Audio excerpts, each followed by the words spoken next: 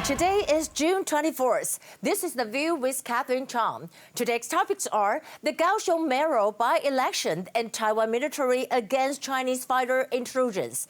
First, I want to talk about the Kaohsiung mayoral by-election. The opposition party, KMT, announced that Kaohsiung City Councilor Li Meizhen will be the party's candidate for the Kaohsiung mayoral by-election. And the candidate for DPP is former Vice Premier Chen Qimai.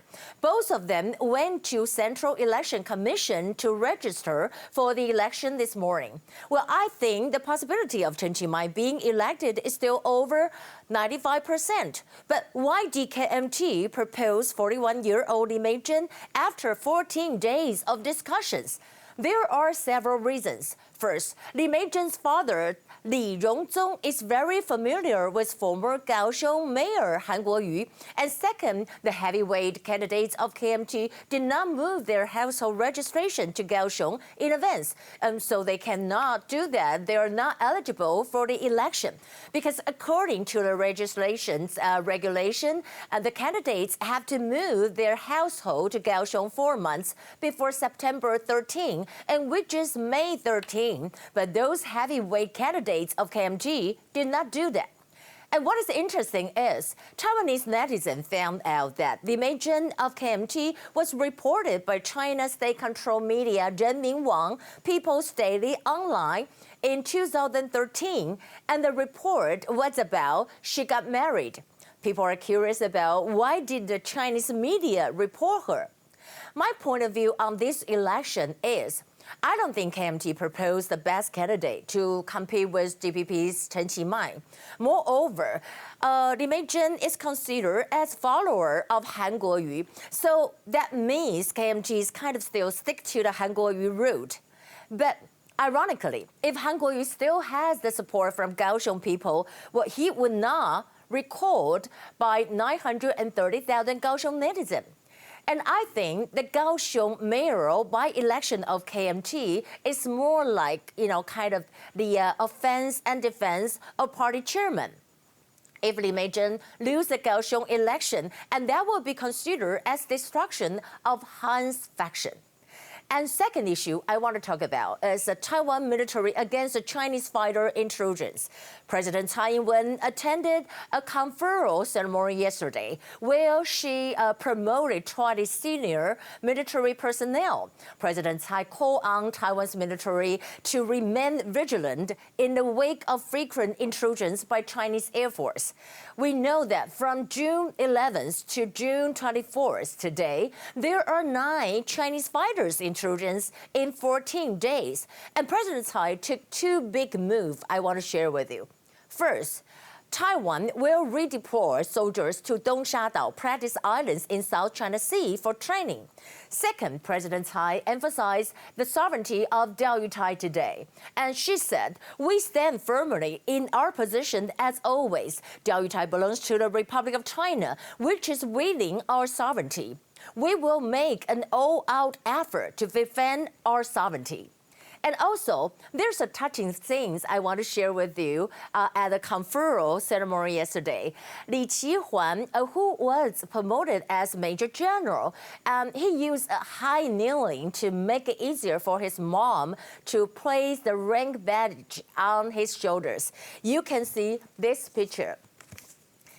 This is mother and wife on both sides of him. And Li Qihuan said that he wanted to express his gratitude for 2 women he loves the most.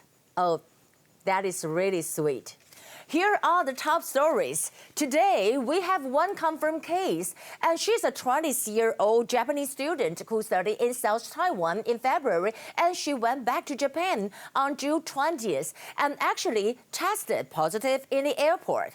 Except for that, I want to talk about following a move by Japan to change the name of the administration area that covers the Diaoyutais Island. Yilan councilor plans a new office to boost Taiwan's claim to Diaoyutai.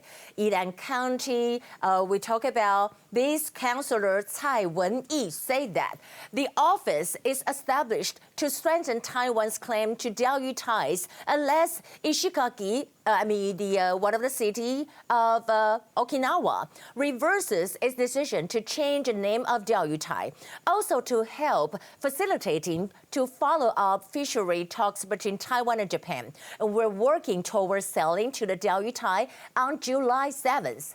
And also, MOFA released Taiwan sovereignty over the dispute Diaoyutai Islands. The Taiwan Minister of Foreign Affairs spokesperson Joanne Oh said that the fact that Republic of China, Taiwan, has sovereignty over the Diaoyutai Islands will not be altered by unilateral actions of any other country.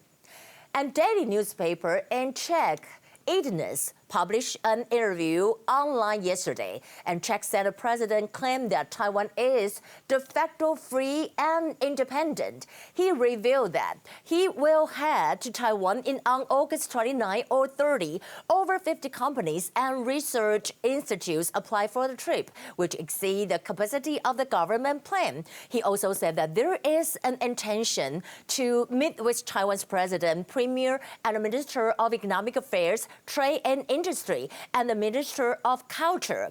He said, I'm not going there to deal with the relations with the People's Republic of China. I'm going there to conclude advantageous contracts and start mutual cooperations. Talking about the U.S. Secretary of State Mike Pompeo, he went on an interview on Hugh Hewitt's radio show. The radio show host Hugh Hewitt asked him, China's People's Liberation Army Navy has threatened maneuvers in August last year. Did those maneuvers come up in your talk in Hawaii? And Pompeo answered, we talk a great deal about military activity. And then we talk too about Taiwan. China is now notified of a sale of F-16s to Taiwan. They're not happy about it. This is completely appropriate. He said that this is appropriate and consistent with how previous administrations have treated Taiwan. Pompeo also become the issue because Pompeo slammed Bolton's book, kind of spreading a number of lies. He said, I was in the room too. I was presenting for those. I remember them very differently. These are things that have been either fully spun or are frankly, just lies that don't really reflect what truly happened there. Well, that would be the whole content of today. But in the end, I want to share with you that we know that there's a kind of popular app that it can change our look from men to women, vice versa. So I want to show you what will I look like that. Well, this is me, and it become men, it will be like that. Well, I think it's kind of handsome, right? And except, well, I'll use another photo.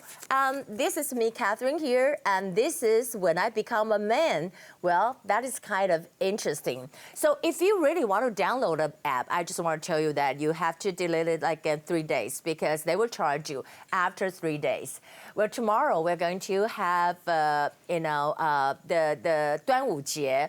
And it's what we have the rice dumpling and everything, and the dragon boat. It's a dragon boat festival, but we have a long weekend here, but I'm going to work, so I'm going to see you again tomorrow. This is Catherine Chang, and I hope you will tune in tomorrow for The View. I'll see you tomorrow.